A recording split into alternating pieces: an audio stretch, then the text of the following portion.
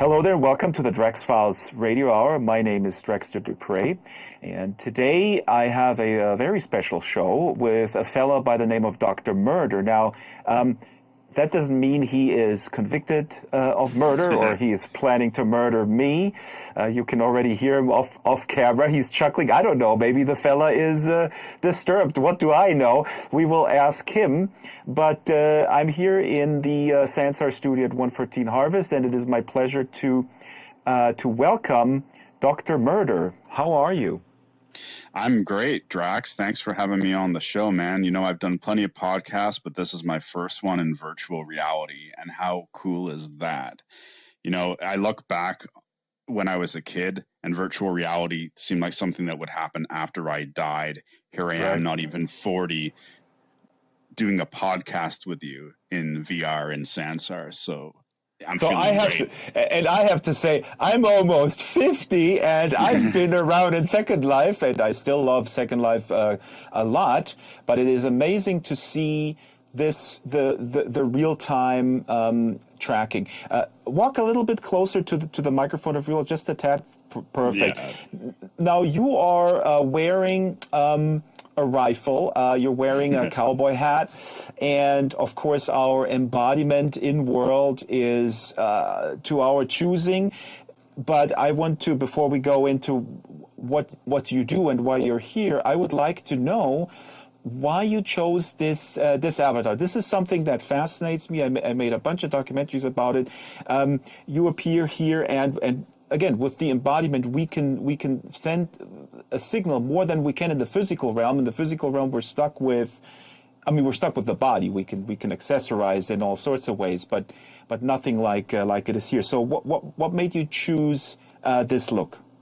Well, to be honest, I do dress as a bit of a cowboy sometimes in the real world too, but there is a meaning behind why I chose to represent myself as a cowboy or a gunslinger, frontiersman, however you want to put it. And that's when I first discovered VR and Sansar. I ripped the helmet off and I looked at the person who'd showed me and I said, this is going to change history. And I said to them, this is the new frontier. We've been talking about how it's space, but we're miles away from settling space. This is where you go. This is where the gold rush is. This is where I've got to get my wagons out now, and I've got to build industry, and I've got to be ready for when everyone else shows up. So it's about being one of the first ones in here before it becomes a popular thing. And so that when all those people show up, I own the saloon, I own the dry goods store. The dry cleaner. Yeah. Yeah. And you're like the Mayflower kind of I'm the captain. You know what? You know how I see myself sometimes? Like back in the SL days, I was like so enthusiastic running around like, guys, you got to check this out. Virtual worlds is unbelievable. And 80% maybe, I don't know. And I really felt like I'm the captain of the Mayflower and I'm handing out free tickets and people go like, nah, I'd rather stay where I am. But you seem to be of that spirit. Now, tell us, what do you do? You can reveal even your real name. Sure, maybe I'm not sure if you changed your birth name to Dr. Murder and you got the papers to prove it. I don't know, but tell us what kind of line of business you're in and why you're here. And lastly, actually, when people watch this, they will see behind, and we'll watch this later. There's a little trailer that you prepared for your upcoming virtual lecture series, and it is really uncanny. It's funny because you appear in the same look in the video. Don't read, doctor. Don't read. Reading is overrated. Only I read. I did a lot of reading to get that doctor. So I am a real doctor. My name is close to Dr. Murder. It's Dr. Meller, Dr. Lee Meller. And I did basically a doctorate in the study of abnormal homicide and sex crimes. So serial killers, mass murderers, cults, child molestation, rapists, everything strange that would require going above and beyond normal homicide investigation. And so I focused on the investigation side of it rather than, say, rehabilitation or whatever. What brings me to Sansar beyond the opportunity of settling on the frontier is that I'm doing a series of lectures called Murder in VR. And I'm going to be doing it here in Sansar. I'm going to be in virtual reality. I hope that some of the audience are, because I think that's the best way to experience this platform. But if not, hey, just show up on your desktop if you can run it. And so the dates for that, the first one, Homicide 101, that's going to be on October 9th. October 11th, we'll be looking at psychopathy and psychosis. So getting into the psychological a bit there. Then October 14th, we have A Motive for Murder, in which I talk about all the different motives for murder. I debunk the fact that there's a senseless crime. There's always sense to it. Just because you can't see it doesn't mean it's not there. And in fact, lots of crimes have multiple motives for them. And then on October the 16th, I have MO and signature, which is looking at how we can link cases and then also disaggregate them. So Wow. yeah, this is investigation. Now we're getting to like the stuff that really gets me excited. This is absolutely fascinating. I mean, I got to ask, and I'm sure you get this question a lot. Why were you fascinated to pursue this? Here is sort of the relation to me. I did civil service in a psychiatric institution, and I was I was fascinated before, and then I started working there, and I always wanted to pursue this. And the reason why I didn't pursue it, why I pursued other things, I mean, there's a multitude of reasons, but one of them was that in that psychiatric institution, it was fascinating, but it was also very frustrating to see how the personnel were very jaded. And I didn't even blame them. I just thought about this, I did this like 25 years ago. Yeah. And the burnout. I mean, people talk about burnout in sort of, higher level jobs, but the burnout there from the social worker, the personnel, and even the psychiatrist was so enormous. It was so frustrating. I felt like, I don't want to get into this. I find this fascinating, but I'm going to pursue this sort of as a hobby. But so two-pronged question. I mean, you're in the field of some heavy-duty disturbed folks. What made you go into this field? And then a related thing, are you not afraid, or are you burning out? I mean, you're not even 40 yet, so... No, I'm not burning out, man. I'm burning brightly, brighter than ever. So to answer the first part of your question, I did have a stock answer for this, because it is the thing that I'm asked the most. What about you predisposed you to wanting to do this, or what happened in your life? I had a series of two answers. First, I came back to some trauma I experienced in my late 20s and early 30s, which was a very dark period. I used to tell that story. But then I reflected back on it more, and I realized that I always had this sort of bent to dark things. So when I would go in a video store as a 5-year-old even, I wouldn't gravitate towards the Disney stuff. I would gravitate towards the Freddy Krueger and Jason posters on the wall. And so then I started to tell that story of like this young fixated boy. I think the actual answer is some of us are just born a little bit more dark, and that could have genetic components too. But at the end of the day, I do remember when I was in the first grade, 6 years old, they asked me, what do you want to be when you grow up? And all of us kids had to say, I want to be a this, and draw a picture. And I drew a picture of myself as Sherlock Holmes following clues, right? With a magnifying glass, as if that applies anymore. And, I want to be a detective. And then many years went by, life changed. And, by the time I get into my 30s, I've written a book on the topic of, it's the exhaustive book on serial murder in Canada. Before then, there was basically no discussion of serial murder in Canada. It was an American phenomenon. We don't have that sort of problem here. Maybe here and there, but it's not a bigger problem. That's sort of in line. Is that in line? Sorry to jump in here, but is that in line a little bit with the Canadian cliche that people often have, that Canadians are very sort of friendly, but underneath, there's stuff simmering? Like you were saying, this was something that obviously was happening, but it wasn't really discussed, and you were the first one to put this in book form. Yeah, that's it.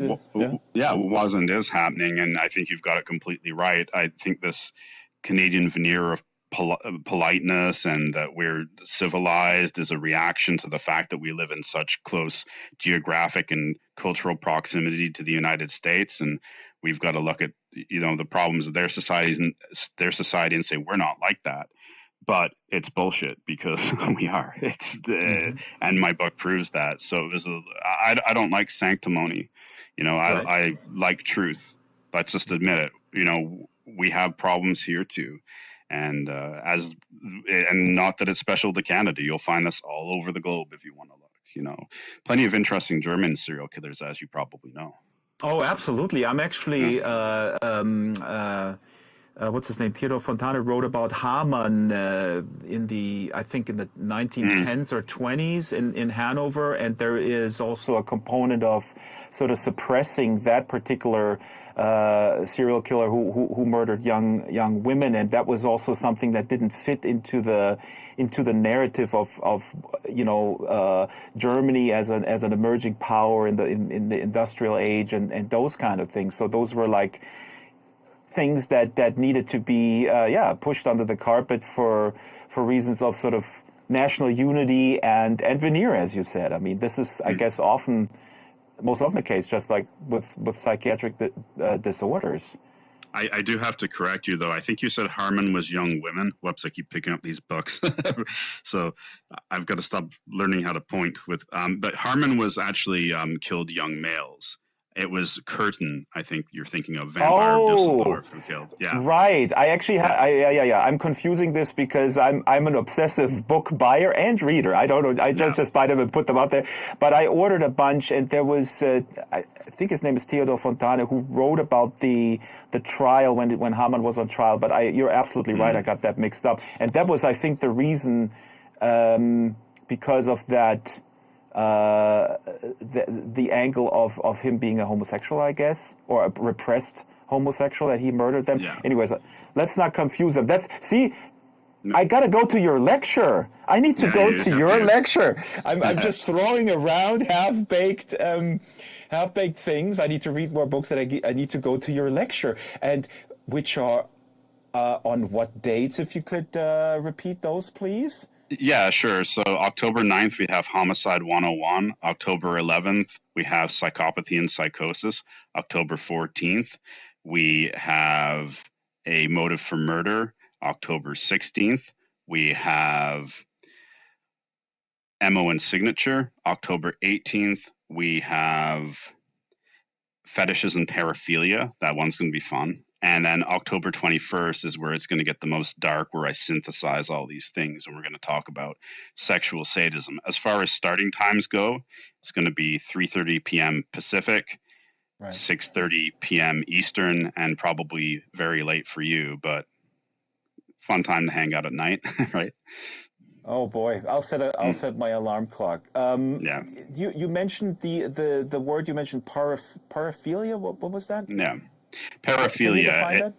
Yeah, sure. It means, like, if you think of paranormal, right, or parapsychology, it's always like that is what is beyond the pale, something outside the box of what is norm. So philia means love. And actually, the guy who coined it, Solomon Krauss, got it wrong, because philia comes from the Greek word for love, as in Philadelphia, brotherly love, platonic love. If Krauss would have got it right, he would have said paralania, which is sexual desire. So really, when we say paraphilia, we're talking about strange, out there, unusual sexual desires. But we're stuck with, and it should be paralania, but we're stuck with paraphilia, and we're not going to redefine we're not going to go down pedolania, necrolania. We're not going to start doing that. So we're stuck with this error, but there's the history behind the term, the etymology, I guess you call it. Yeah. Hold on, I gotta turn the master down a little bit. It's absolutely fantastic. I'm just okay. Realized it might bleed into my mic. Let's see here. So one thing that fascinates me, that goes back to when I did the civil service in Germany as a young man in the psychiatric institution.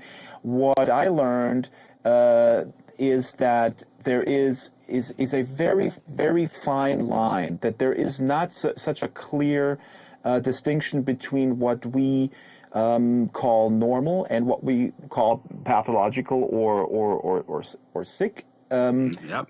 in terms of specifically, how it can afflict you, because I always tell that story that the psychiatrist on staff told me. He said, we have people in here who see, Jesus floating around and telling them things, and we put them in a home, right? But in India or in other cultures, they might be saints, or they might be, people might go there and go like, you are totally enlightened. So that's the one thing, and then also, it was at times fairly scary for me, because these folks, the clients became friends of mine. Some of them, these were nonviolent folks. They were diagnosed with schizophrenia, with manic depression, and so on and so forth. They became friends, and I realized, what, they are completely. Most of them are very functional, and I wouldn't be able to pick them out on the train. So I would go home in the subway, and I look at these people and go like, playing this game, like, how can I pick them out? Can I pick out people who are quote unquote mentally deranged, or whatever the term is that people use in language? For you, long-winded setup for a question. I mean, how do you explain this? And also, were you not at a point where you go like, I guess in law enforcement, you find people who would sometimes admit, say, if I weren't in law enforcement, I would probably be a bank robber, or that kind of thing. I'm not saying that you were like, I could either investigate these things or I could become a serial killer. I don't know. Take it where you will. Okay, yeah. So a few thoughts spinning off what you said there. The interesting thing is, right before I jumped into this podcast studio, I was setting up some arguments for the lectures I'll be giving. This one is actually going to be in motive, and I was addressing that question about religiosity that you brought up directly. So what I do, and I often do this, is I look at, because this is a fun case, the Slender Man stabbing, the infamous one that happened in 2014, where the two little girls in Milwaukee believed that Slender Man wanted them to kill their friend, and if they didn't kill their friend, that he would kill their families. And so after they killed their friend, they believed that they would meet Slender Man in a national forest, and they'd go and live with him in his mansion. And they were diagnosed, at least the one girl was diagnosed with schizophrenia, which seems to be merited because she was having hallucinations too. But the other girl just, seemed to be delusional, no visual hallucinations. And what I'd like to do is take that case and compare it to cases of extreme religiosity. So I'm not just talking about your garden variety, we go to church on Sunday, we think it's true, but we're not really sure. I'm talking about the people that say, I know it's true. Well, you can't know it's true. You simply do not have that evidence. So if you're operating as if you know it's true, and you're making life decisions based on that, to the point where you'll kill someone. So I talk about an abortionist who was murdered by like a pro-life fanatic, you could call him, and he casts his decision to do that in completely biblical terms. God wants me to do it. Why would the laws of man trump the laws of God? It's like, yeah, if I'm inside that framework, like if I believe that that is real, then there is a logic within that greater logic. Then I looked at jihadist. Mohammed Sadiq Khan, one of the perpetrators of the 7/7 bombings. And then I looked at the Thuggee cult, the stranglers in India back in the 19th century, and muti murderers in Africa, and even looked at a Jewish assassin of Yitzhak Rabin and the religious terms that he expressed that assassination in, and the justifications for it. And my question, I guess my kind of point that I'm making is, at what point does extreme religiosity become delusion? And what Slender Man is new, and he is something that grows on the internet, and we can see his genesis in our time. And so we go, okay, well, if you kill for Slender Man, you're nuts. But if you kill for any of the other gods or religious reasons I just mentioned, well, you're not insane, you're just very devoted. You're a Right. true believer. And I'm not saying that I have the answer to that question, but I think it's a question that we need to ask more. Further to that point, if Well, you since look, I got to jump in here. I know I've been in sure. radio. My boss Oh, it's always all said, good. "Let people speak, don't jump in," and I just never learn. No, But go this ahead, is man. fascinating, and you're really expressing something I've been thinking about since I worked in that field briefly. Is why that is. Why are the delusions or the hallucinations so often steeped in this sort of religious in a religious imagery? And the answer superficially will be, well, we are very influenced culturally by these ideas. And what you said with the Slenderman is fascinating. I mean, it leads me to conclude that some of the memes of modern digital culture have a cult. Are cultish in their makeup, and they have the power to basically create new types of religions. Yeah, exactly. I mean, I would even say, the Q phenomenon that you're probably familiar with, where a small group of President Trump's fans believe that he is Q, who is somebody who will destroy the deep state, and he's sent by whoever. And there was recently a tweet of a woman who seemed pretty together, driving a huge SUV, filming herself and talking. Yes, Q will come and remember where you are on this day. And I was thinking, oh my God, our patients at least, or our clients in my day were at least looking fairly, disheveled for the most part. There were some visual cues, but this woman looks like she could be a CEO of any given company, So, anyways. Yeah, no kidding. No, I've never heard about that at all. So I'm gonna. Oh boy, don't go down that rabbit hole of Q. It's fascinating. It's worrisome.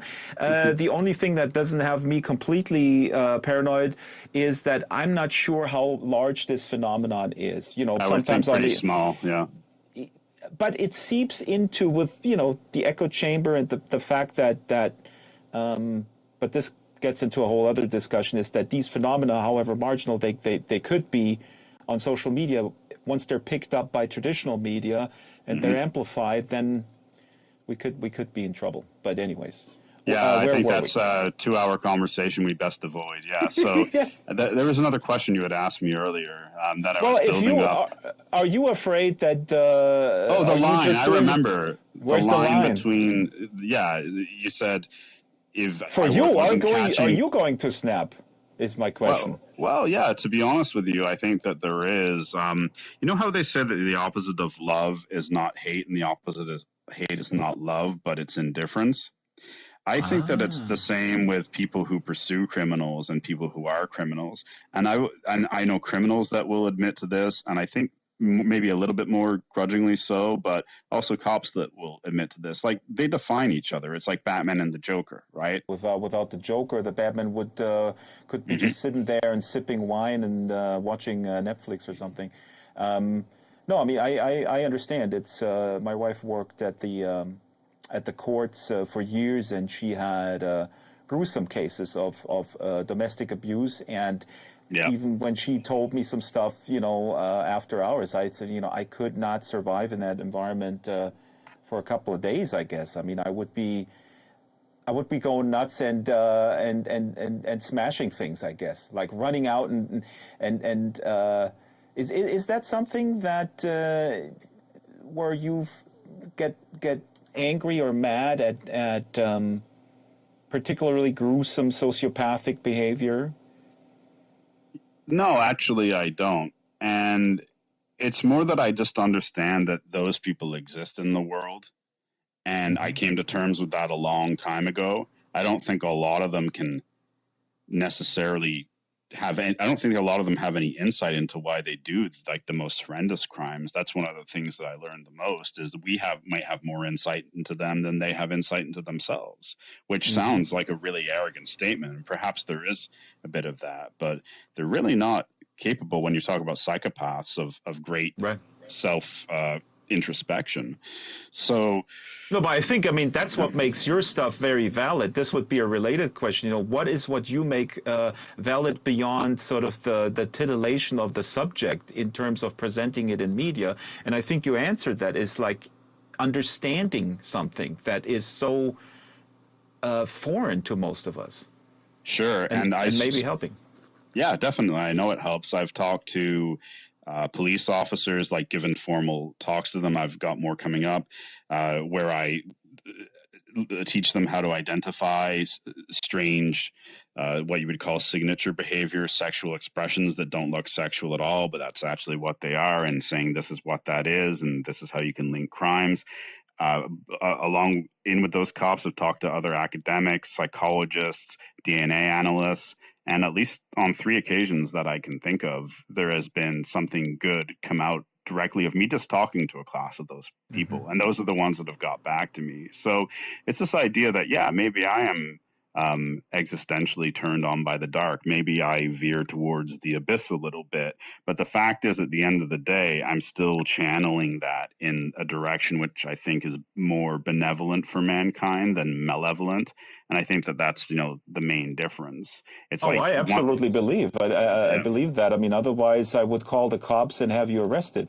But I mean, it's similar to, I guess, how I feel about.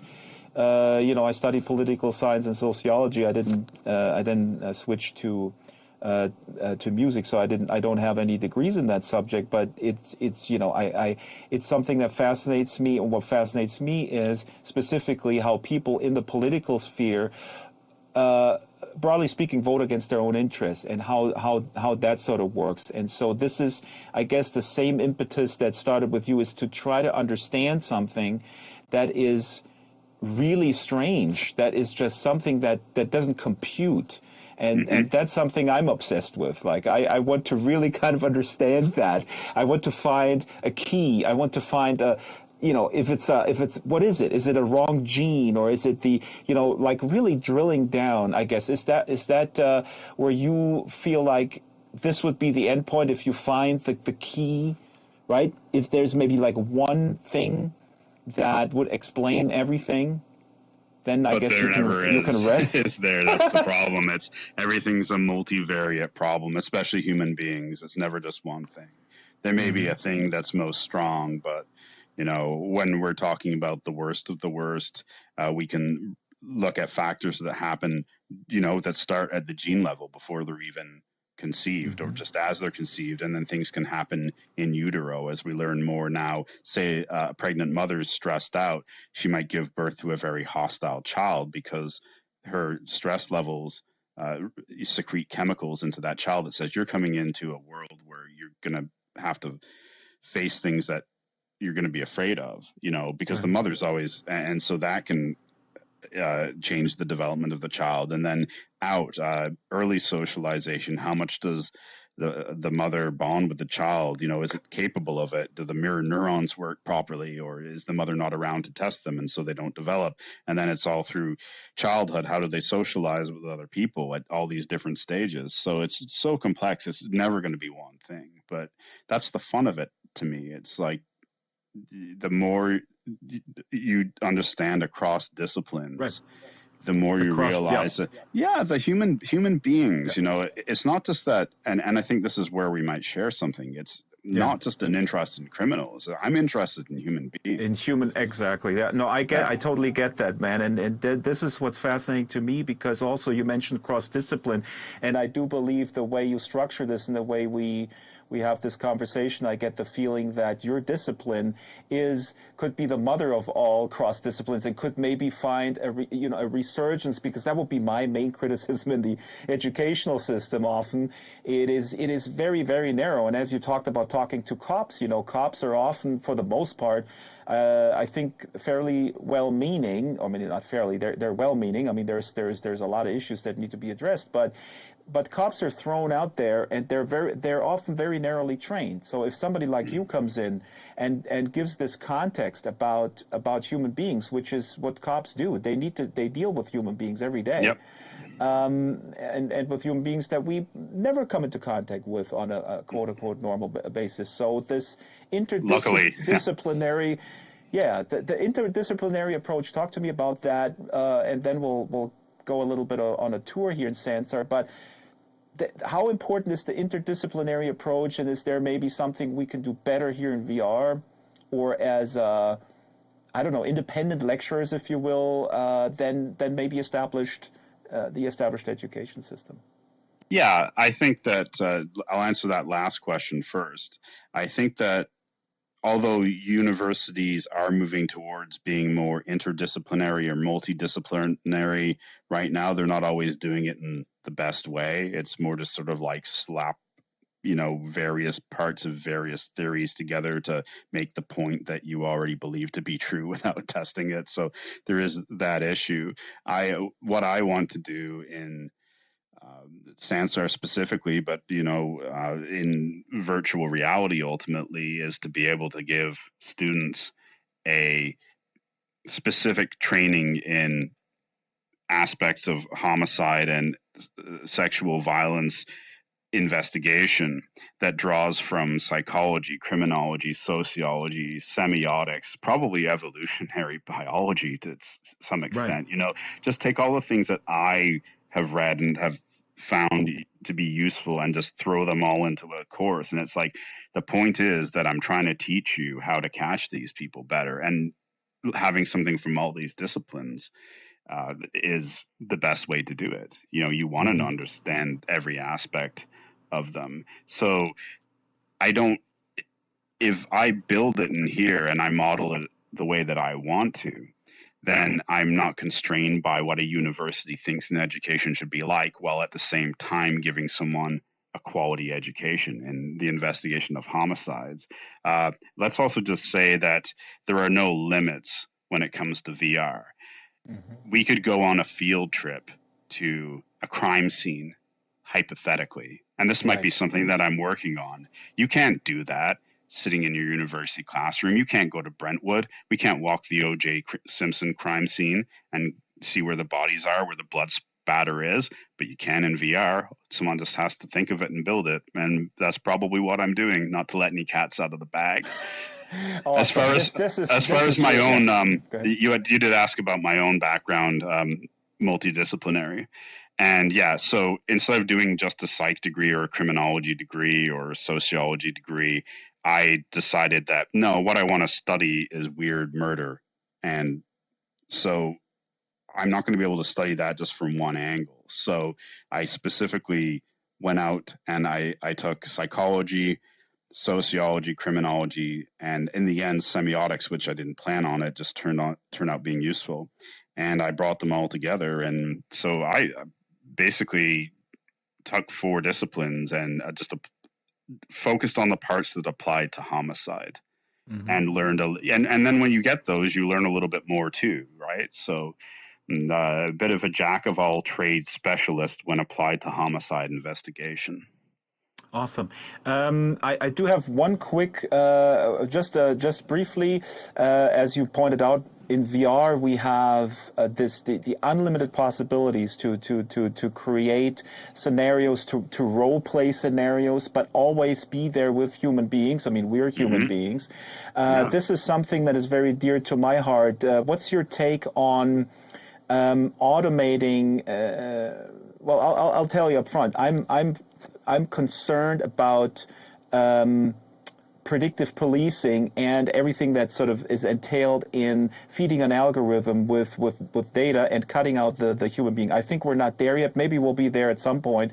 Just, your take on sort of the future. What I find problematic in predictive policing, what is already being done, is to feed an algorithm with data and then predict the likelihood of, I don't know, break-ins or other things. And the problem is that the algorithms are not there with a nuanced understanding of human behavior, of motivation. And in your case, that's probably even worse. But I can see that with the enthusiasm around AI, somebody goes like, hey, I'm going to put all the stuff that Dr. Murder found into this algorithm, and then I can predict with 80-90% accuracy that some dude is gonna flip and he's gonna start murdering people.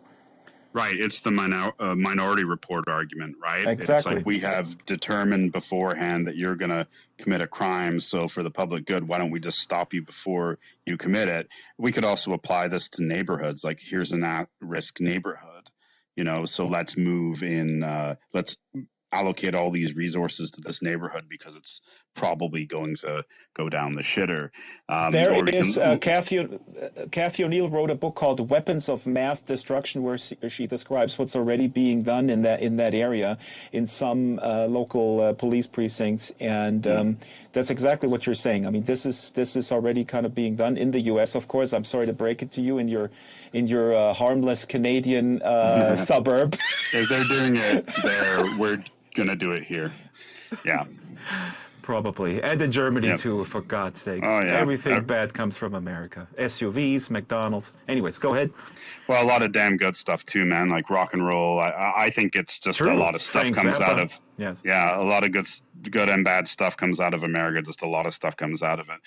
But yeah, I don't know. I think that there's this obsession with being scientific right now and that's not completely wrong, because there are people that write self-contradictory, lousy arguments when they abandon scientific methods. But I think there's a good in between.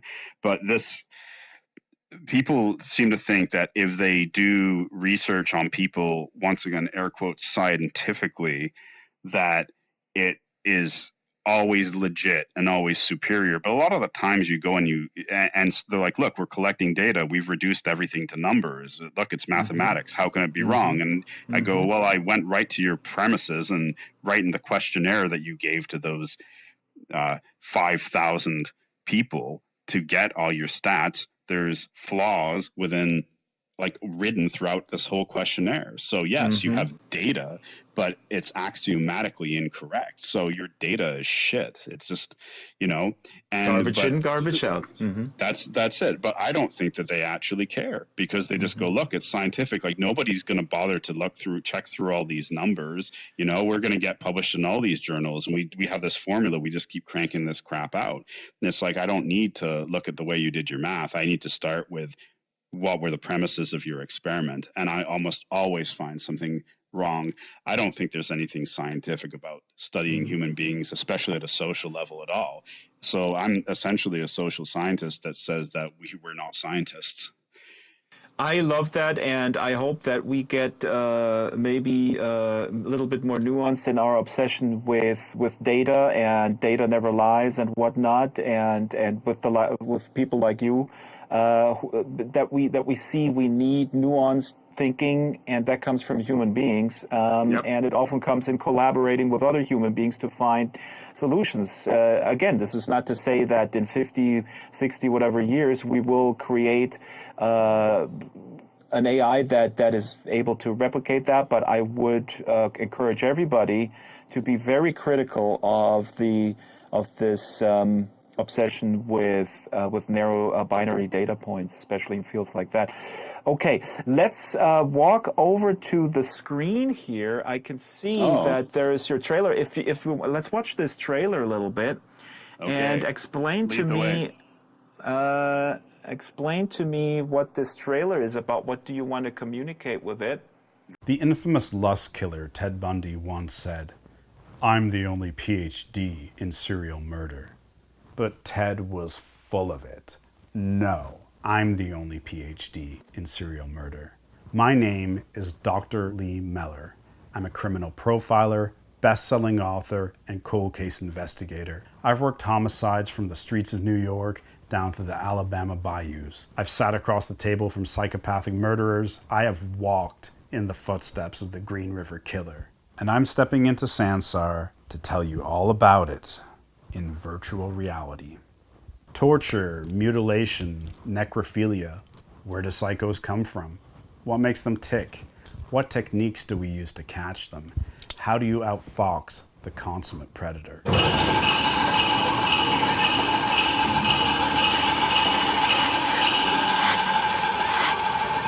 Be warned, I don't spare you the grisly details.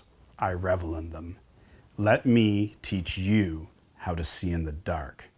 I'll be seeing you in the abyss real soon. I asked you this before, but since you mentioned it, the way you pitch it, I mean, I think it's very cool. But are you not afraid? I don't know. You probably get this question all the time. Like, are you not afraid that you're training the next serial killer by explaining how it works? What if a sociopath, psychopath, or a combination comes to Sansar, sits through all these lectures, and then goes out and murders someone? Well, they would have to be driven by only the urge to be the perfect serial killer. And we do have someone like this, Israel Keys. And he was like a disciple of Ted Bundy, but he didn't have what we would call a signature per se, or an MO. So linking his crimes, and they occurred all across the United States, highly organized, about as organized as you can get, would fly into those crime scenes, commit his crimes in a 24-hour period, and then fly out of state. So he probably got a thrill from killing and raping and such, but a big part of his motivation was to actually be a great serial killer. I just don't think that most of them are like that. Most of them are driven by sexual compulsion. And so if they don't leave their little ritual, their signature, they're not going to be gratified. So they're compelled to do that. So they might know that they're not supposed to, but they're going to if they want to get anything out of it, right? It would be like robbing a bank and not getting any money. Right, and I also realize as I'm asking this question, I mean, this is often the, which is a different subject, but when people commit in shootings or mass shootings, there's this discussion: should we mention the name on the television broadcast, and how is this glorifying and creating copycats? But essentially, what you're saying is that. The concern about copycatting serial killers is not so much that they would take a class from you. They don't have to take a class from you. They just have to sort of study and observe what Ted Bundy or whoever came before them did. If that's their motivation, is to be the perfect serial killer, but most of them just want to be good enough not to get caught, and they're driven by some other pathological behavior, and they're not going to be able to step outside that pathological behavior even if they're aware of it. You're not going to take the point of your crime, the motive, out of it because it's going to expose you. So yeah, the vast majority, they might learn a thing or two, but they're still going to get caught. And yeah, I think that ultimately I'll be teaching more police and psychologists and students how to better process crime scenes, how to link crimes. Then it's likely that there will be serial killers disciplined and intelligent enough to actually come attend the lectures and go, well, I'm not going to do that. The thing is, even when they try and cover up, when they say, I'm not going to do that, then we notice the absence of what they do. Yeah. So then it's just like it becomes an absence of signature, becomes the signature, that type of thing, right? And since I also have a dark sense of humor, I just want to throw this in there. Linden Lab, if you're watching this, do consider creating a new ad. If you want to be a serial killer, come to Dr. Murder's lectures. No, that's not that fun. So, Doc, let's go to some places that we can maybe show folks the variety of Sansar. I don't know what you have already built. We can go any place you want. You can throw up a portal and I think what I'll do. Why don't I take you to the classroom where I'm going to be teaching the lectures, and I'll just pull it up here, and so then people can get some idea of the room where it's going to be hosted in. Very few people have been here. Drax, I think you're number 8.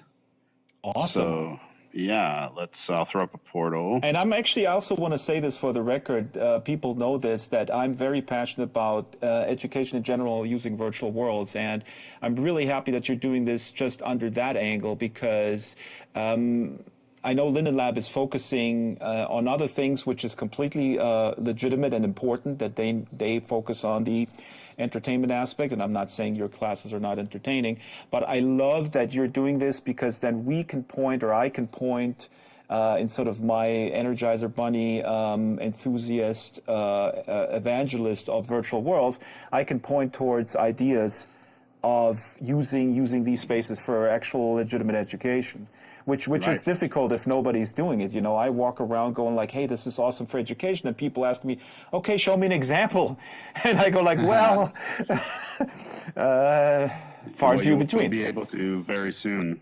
And, maybe this is something we can talk about, collaborating on education. But I'd like to take you to Mellor University, the Department of Criminology. Let's go through the portal. Awesome. So Doc, where are we now? Here's a bunch of luminaries. I'm not sure, are these murderers or are these researchers? These are murder researchers, some of the great minds of the 19th and 20th century that first started to really want to understand sexual homicide. A lot of them were kind of not really appreciated in their time, but one of them that we see on the left here, that's Robert Ressler. He was one of the pioneers of the FBI's Behavioral Sciences Unit, now the BAU, Behavioral Analysis Unit. This guy? The guy on the far left with the tie. Okay. And the glasses, yeah. Now the guy beside him, that's Dr. J. Paul DeRiver. He was the guy who looked at the Black Dahlia case, the famous Black Dahlia case in Los Angeles in 1947. He was obsessed with that. His reputation kind of fell into some disrepute, but he wrote some good books. This guy you'll particularly find interesting here, Ernst Gannat.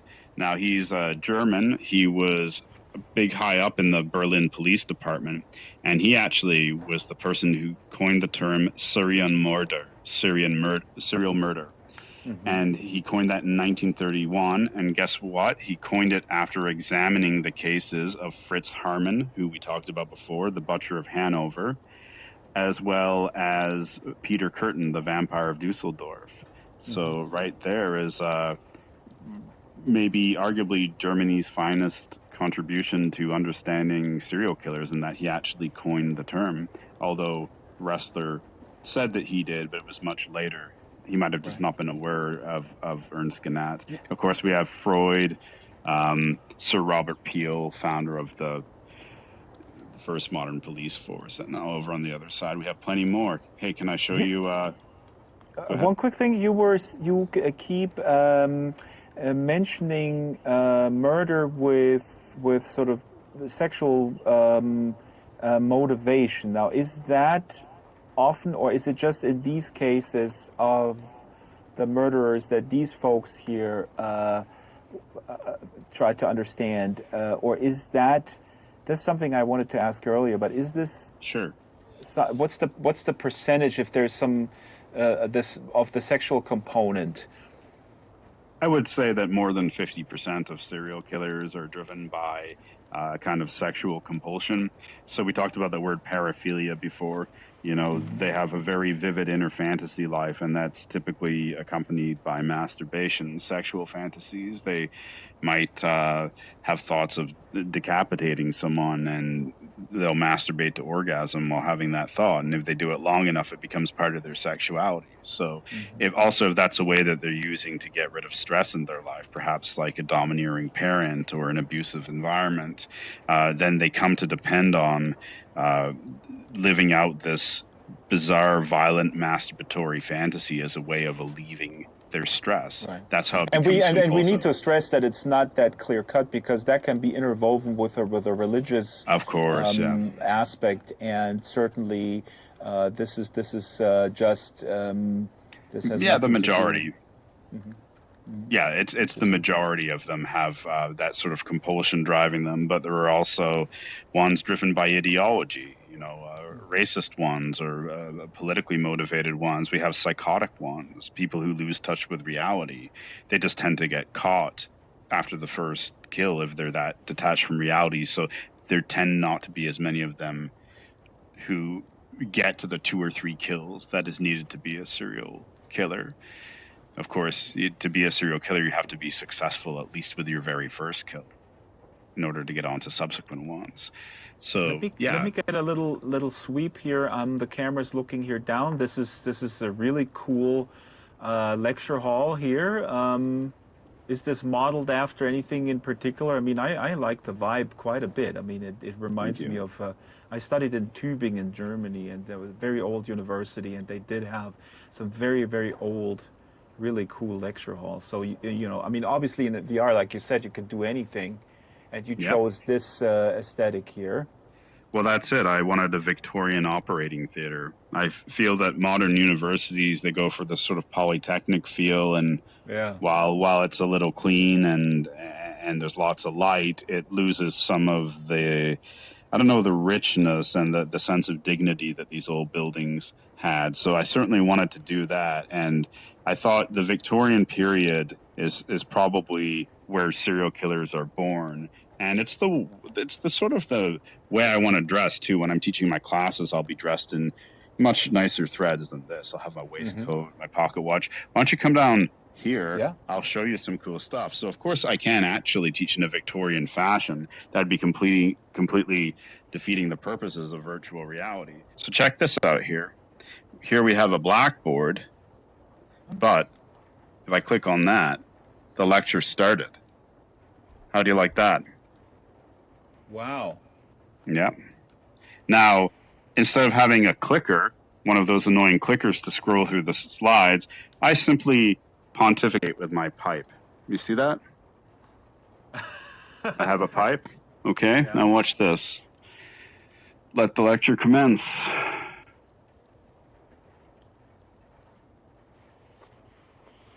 Yeah. And that's how it's done.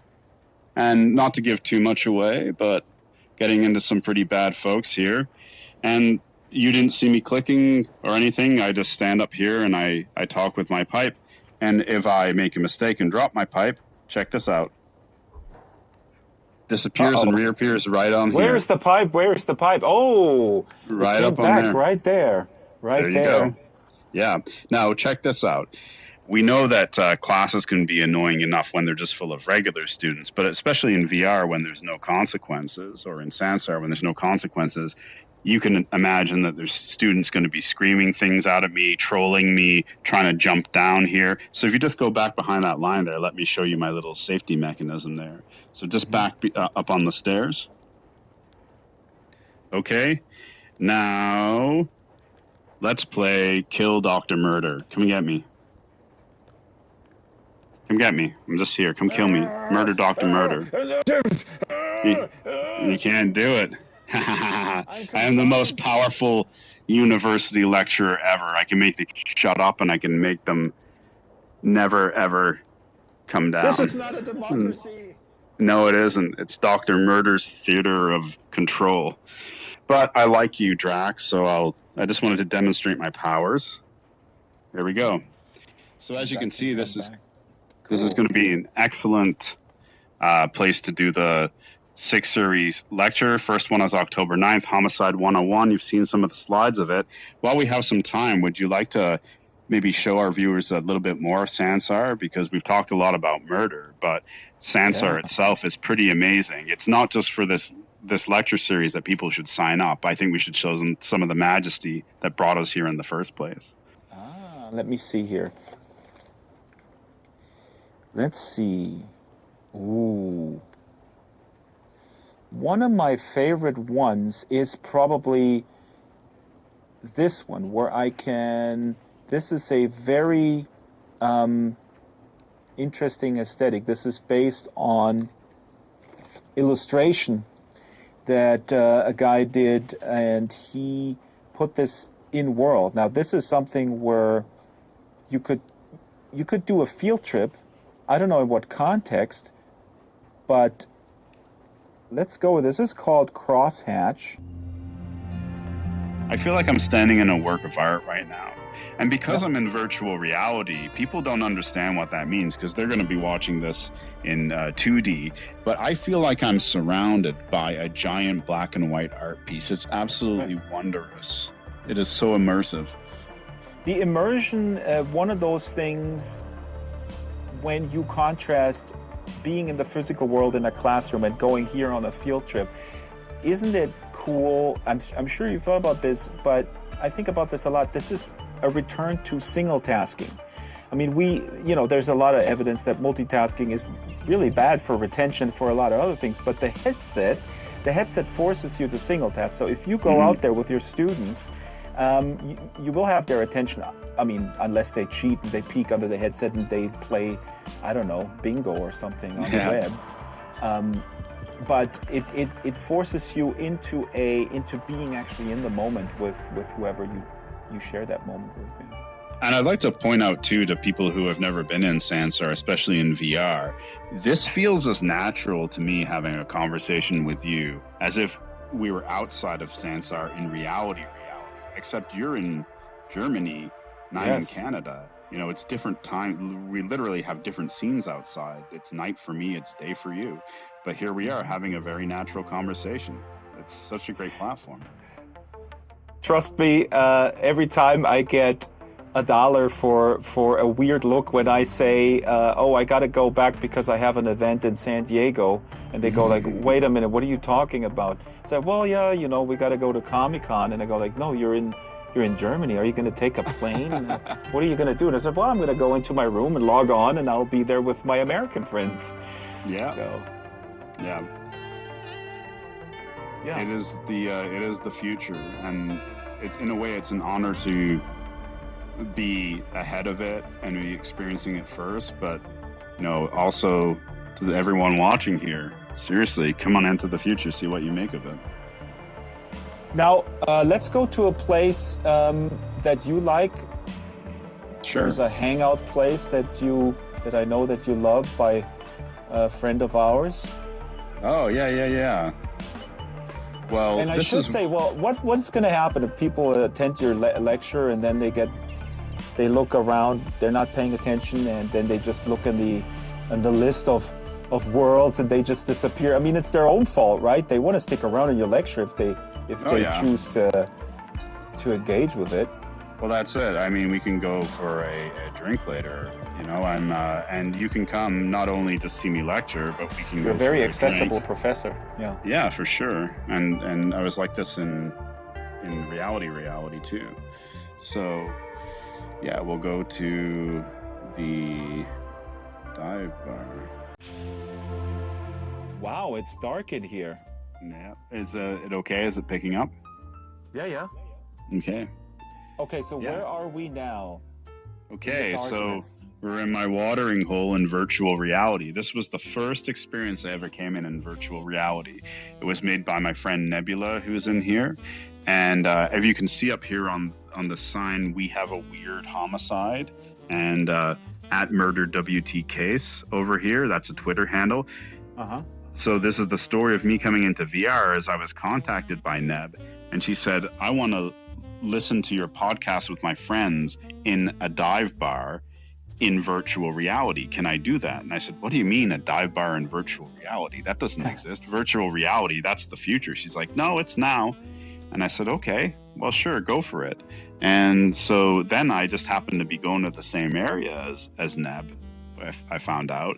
Wait, as you continue talking, hold on, turn around 180 degrees, then you're but walk forward so your face is in the light. That looks really cool. Okay, cool. Go forward a little bit. Now turn it. Yes, yeah. Good. Okay. Ooh. So it turned out that I just happened to be heading to the West Coast where Neb is. And I said, by the way, I'm going out there. Why don't we get together and talk about possibilities?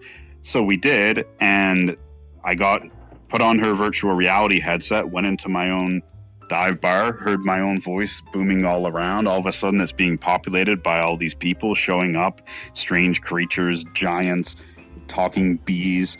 I'm just tripping out big time, and I last for probably about 20 minutes. I rip the headset off, I look at her wild-eyed, and I go, this is going to change human history. And from that point on, I was like, I'm getting into this. Yeah. The frontier. Awesome. So this space, and this is really, I mean, this is, I guess we have to maybe emphasize this if people haven't experienced this.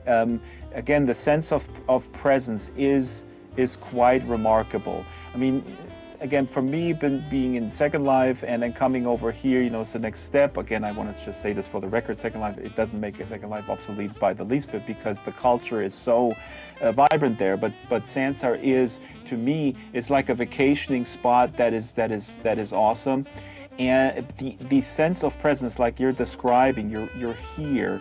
And you just log on, and then you're in a bar like this, and you hang out with other people, and you have conversations across all sorts of boundaries, obviously geographical, but also across all sorts of socioeconomic stratosphere. I mean, again, let's not be naive. You still need an internet connection, and you need a fairly good machine. So, but that's, I'm just saying, like, the future needs to be more inclusive in that regard, but it's going to get there. And so you can overcome these boundaries, and you have a sense of presence, and you log off, and the next day, when somebody asks you, what did you do yesterday? You will say, I was in a saloon drinking beer. And that person will say, I think you need to see a psychiatrist, because I know that you were in your bedroom or wherever. But I have a funny story about that. I posted on Twitter, I think it was, something like to the effect of, I used to hang out on Twitter, now I hang out in a mental hospital with a talking bee and robotic Michael Jackson. And everyone liked the post because they thought it was a funny joke, but I was being literal. I was hanging out in a VR mental hospital with a talking bee and a robotic Michael Jackson. One of them was in England, one of them was in the United States.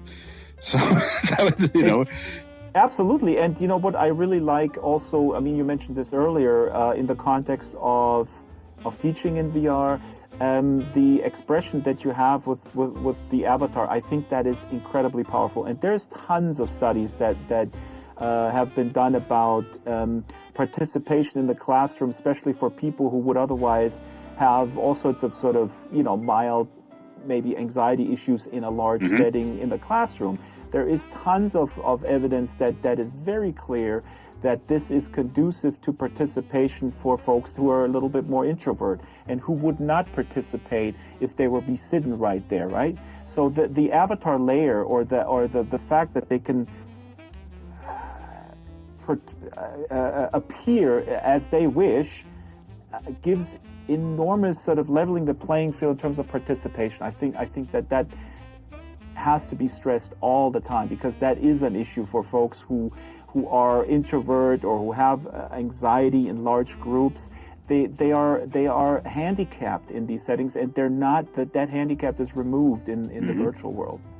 Yeah, and if at any point in time they're uncomfortable, they just log out and they just disappear out of the scene. And exactly, they can just sit and listen. Drax, I'd really like to get you a drink, my friend. Can I serve you? Well, the thing is that I don't drink any alcohol. Okay, well, I can get you a Shirley Temple. Okay, Shirley, you surely can. Let's see. Okay, let's just pretend that some of this stuff isn't alcohol.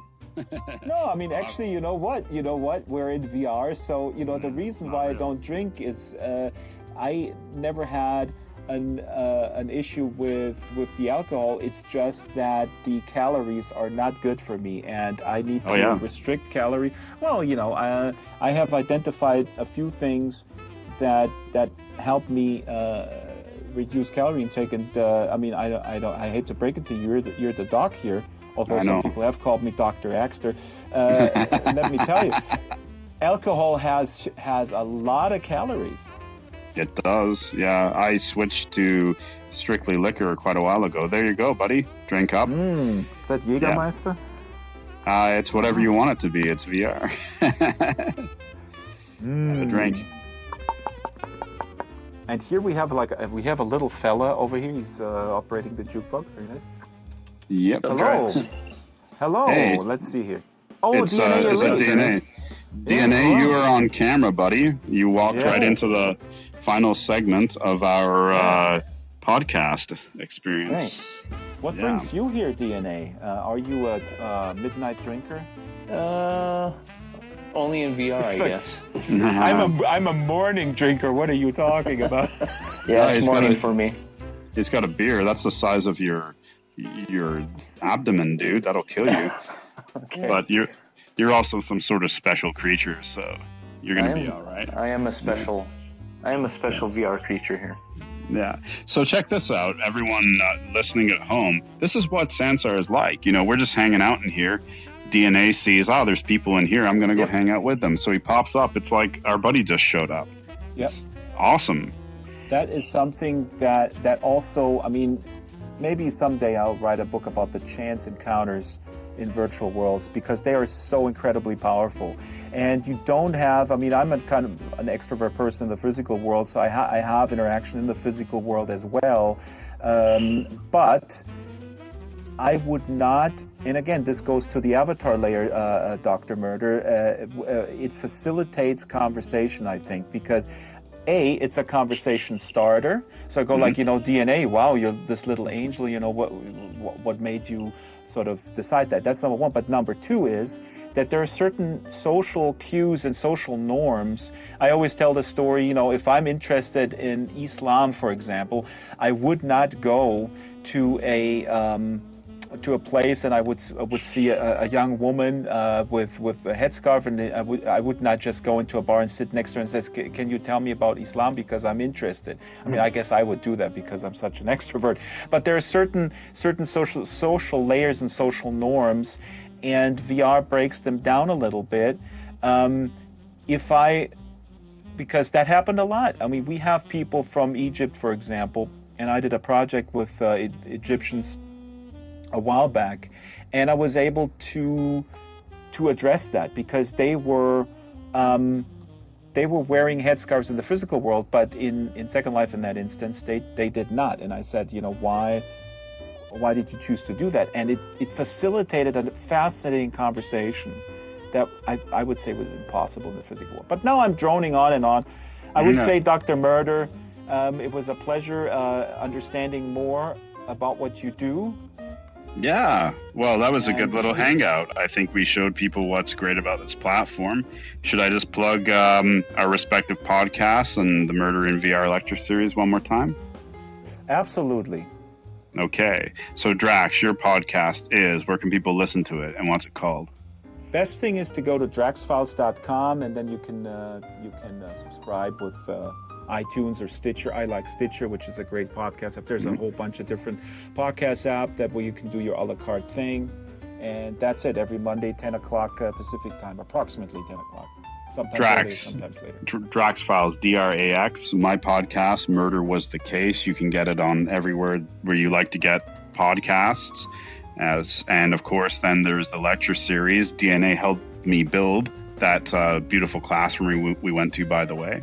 And so, he was one of the architects. He's getting a part of the school name so after it's a him. plan. So he didn't just come here. You called him and said, walk on camera, DNA, and just pretend that you're just hanging out. No, I know DNA. It's a happy accident, yeah. But Murder in VR lecture series, October 9th, we have Homicide 101. October 11th, we have Psychopathy and Psychosis. October the 14th, we have A Motive for Murder. October the 16th, we have MO and Signature. October the 18th, we have Fetishes and Paraphilia. Don't want to miss that one. That's going to be a talking point. And then we get to the darkest part, I think, on October 21st with the final lecture in the series on sexual sadism. And it's all here in Sansar, SANSAR.com, free to download. And I think once they step in to see this, they're going to want to stay for everything else that's going on here. Come for the murder, stay for the beer. And you can also go to, Sansar.com, you mentioned it, and events.sansar.com, and you can actually go to events.sansar.com anytime, and you can add events to your Google Calendar or whatever other calendar you want. You can do that straight on the internet, which is super convenient, because people sometimes miss stuff, and I always say go to events.sansar.com and hit the interested button and add it to your calendar, and then you get an alert on your phone or whatever. So it's just like any other event in the physical realm. Same thing. Yeah, Drax, and it just occurred to me, I should say, all of those lectures are 3:30 a.m. Pacific time, 6:30 Eastern time. So on all of those dates, they commence at the same time. Awesome. I'm going to cut, and I will go now in the physical realm, because my dog is a physical dog, and he has physical needs. You know what I mean? Yeah. And I'll see you guys hopefully in a lecture hall rather than in an institution or in a police station or in a police van. Great, man. Well, since we're in VR, we can both high five, close us down. Wait, I'll put the camera over here. Ah, shit. Hold on. Camera, I'll get a cut here. There we go. And high five. Oh, wait, this one. That one. Touch is not something that we've ironed out yet. No, this is good. Woohoo! Down low. See? Down low. Down low. Oh, wait. I can't get that low. Oh! You know, the worst thing that happened to me was I was playing bowling in VR, and you do the underhand throw. Yeah, and I tried that. I'm sitting in the physical world. Well, when you sit in the physical world, when you stand, it's not an issue. But I was hidden like below, like on my table. Yeah, I've done that. I call that an epistemotic accident. That's a whole other conversation we can have sometime. My concept of epistemosis. Oh. Yeah. I can see another book there. Setting up the next Drax Files. What better place to talk about it than in VR?